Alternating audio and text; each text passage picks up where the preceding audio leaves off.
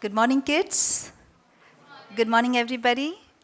And even good morning to all those who have joined online. So, children, today I'm going to speak on hearing the voice of God. So, many a times, kids, you all need to take many decisions, right? Those decisions can be very important or least important, right?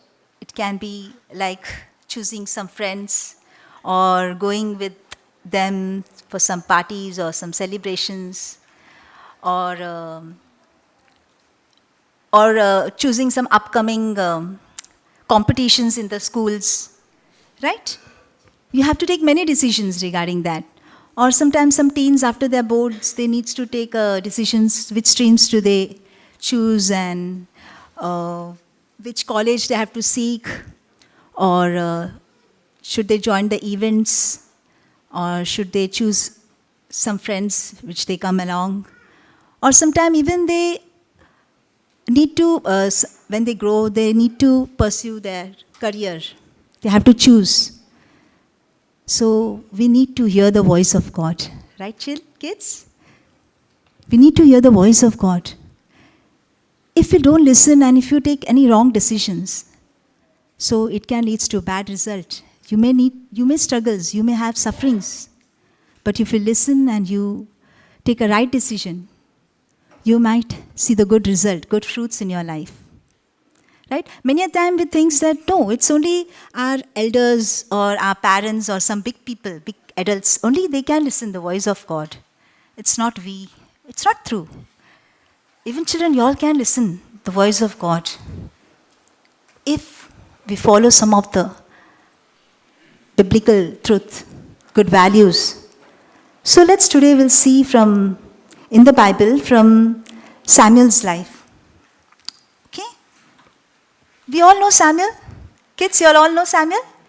But we know has been a prophet, right? A big, great prophet. But has you all know story back of it?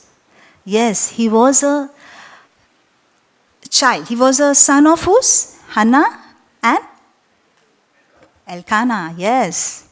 We can see it in 1 Samuel 1 and 2. We can see he was the son of Hannah and Elkanah. But you all know one thing?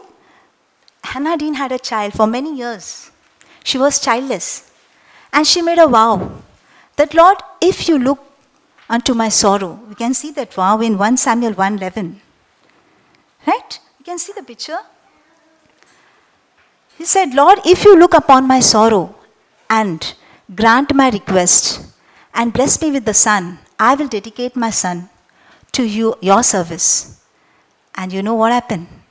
God heard her prayer and granted her request. Right? She was been blessed with a son. And she left her child. She dedicated her child for the service of the Lord in the tabernacle. Right? And as we all know, Samuel was under the authority of Eli the priest. Where we know he had two sons. We can read about those two sons, Hophni and Phinehas, in 1 Samuel 2:12. How they were? They were evil, ungodly, worldly, wicked. It has been mentioned in that. Right? But it didn't affect Samuel. Right? Samuel was serving the Lord in presence of God. He was serving and under the authority of Eli the priest, where these two sons were present, but it didn't affect Samuel. Their wicked, their sinful example, nature didn't affect Samuel. Right? Samuel didn't follow their example. He kept his conscience clear and pure. Right? These are the first good values, kids, we can learn from Samuel's life. Even though, children, you may be surrounded with worldly people. You may be surrounded with some of those relatives who are of this world, who are worldly. Might be some of your neighbors. but you don't need to follow their examples. Right? Yeah, you have to keep your conscience clear and pure. Right? Okay? So, second good values we can hear, listen, we can see from Samuel's life.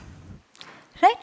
Samuel used to work, he grew, he was growing in the presence of the Lord. He was working. Early morning he used to get up.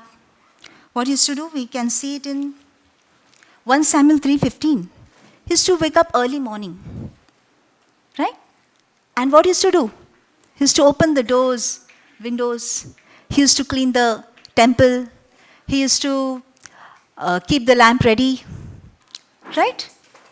Early morning. He was growing in the presence of the Lord, serving under whose authority? Eli the priest. But do you think anywhere it mentioned in the Bible that he complained, he murmured? He never complained, he never murmured. Right? And as it mentioned in 1 Samuel above, every year his parents used to visit once in a year to sacrifice.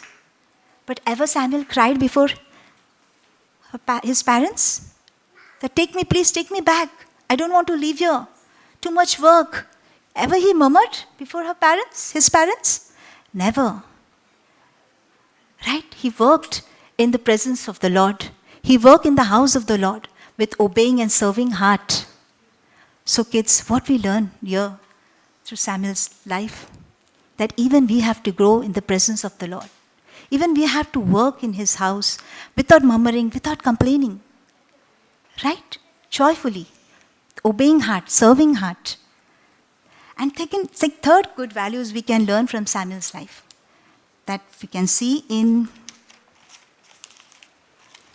1 Samuel 3:4. One night what happened? God called Samuel. God called Samuel. We all know the story. Right? Midnight, the Lord called Samuel. And what was his response? What he thought? Eli the priest is calling me. So what he did, it said in 1 Samuel 3:4, he jumped and ran. Right? He jumped and ran toward Eli and said, what he said? Here I am. Right? What do you want? See the heart of Samuel. A heart of obeying, heart of hearing and listening and submitting to the one whom the Lord has kept over him. Right? So kids, even we need to obey our parents. Even we need to obey our elders. Obey those men whom the Lord has placed over you in authority. Right? So Samuel learned to listen the voice of those people, those men whom the Lord has kept over him. And then he was able to listen the voice of the Lord. Right? So, children, we need to listen our parents. We need to obey our parents. We need to submit ourselves. When we learn to hear and submit to those whom the Lord has kept on this earth under authority. So you need to hear them. And then you can able to hear the voice of God. Amen. So, as our Jesus, even Jesus, from Jesus' life you can hear. Jesus is a great example, a forerunner. Same quality what Samuel had, we can see. Same thing we can see in Jesus' life. Has Jesus always, when he was on this earth, he used to always obey. He used to always do the will of the Father. He used to respect those imperfect parents with whom he was being kept. Right? And so he was able to listen the voice of the Lord. And everyone, as we grow, kids, children, you all need to obey your parents. You need to serve in the house of the Lord. You all need to listen to those people and submit to those whom the Lord has kept over you all in authority. And so you may listen the voice of the Lord, right? So it's my prayer that may the Lord help each one of you to have a heart like Samuel, always ready to say, "Speak, Lord, for your servant is listening," in 1 Samuel 3:10. And as we all know later what happened with Samuel, right? When Eli understood, fourth time Eli, the priest, said him that now you respond. When the Lord called you, he instructed him to respond in this way. And when he responded in that way, what happened? What happened? He started hearing the voice of the Lord. Right? And later we can see how the Samuel became a great prophet, started listening the voice of the Lord, and he was the great prophet who has been used to anoint King Saul, King David, and many more. So children, may God bless you and help you to follow the word of God. Amen.